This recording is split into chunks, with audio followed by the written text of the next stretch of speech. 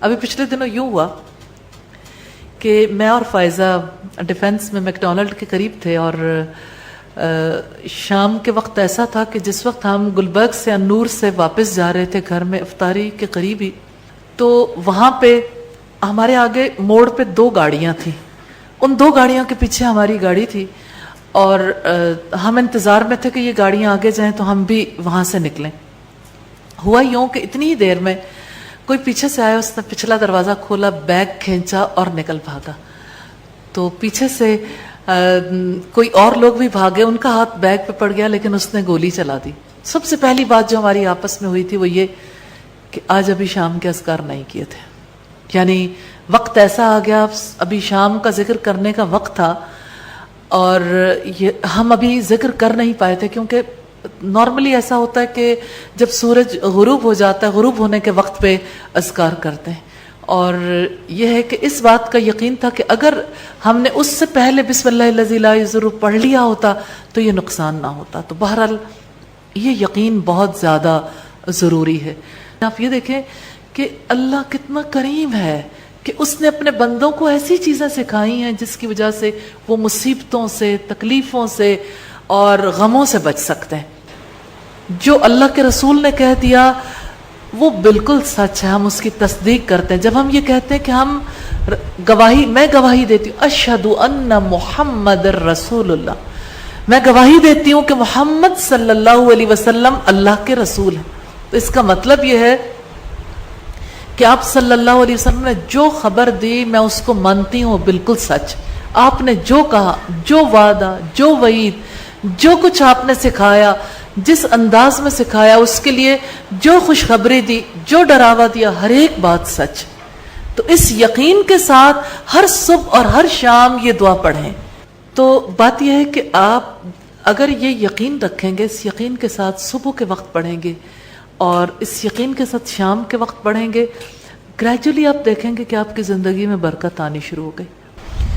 उस्मान बिन अफ़्फ़ान रज़ी अल्लाह ताला अन्हु कहते हैं कि मैंने रसूलुल्लाह सल्लल्लाहु अलैहि वसल्लम से सुना, आप फरमाते थे जिसने शाम को 3 बार ये दुआ पढ़ ली उसे सुबह तक कोई मुसीबत अचानक नहीं आएगी।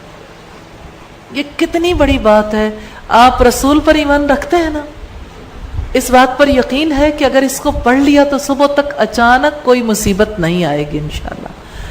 फिर आप सल्लल्लाहु अलैहि वसल्लम ने फरमाया और जिसने सुबह के वक्त 3 बार ये दुआ पढ़ ली उसे शाम तक कोई अचानक मुसीबत नहीं आएगी।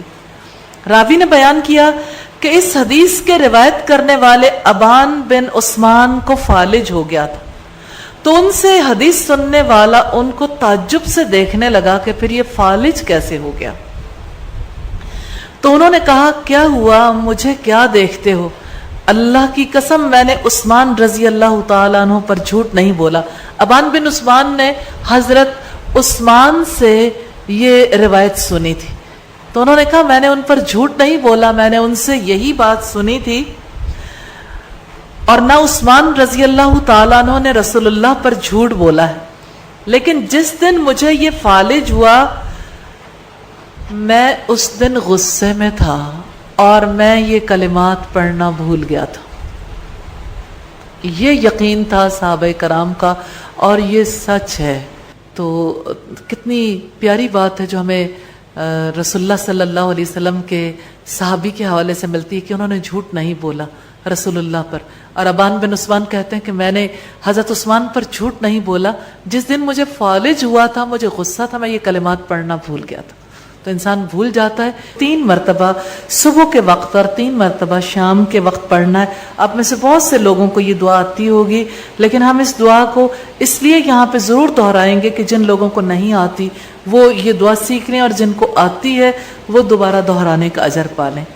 तो आइए दोहराते हैं।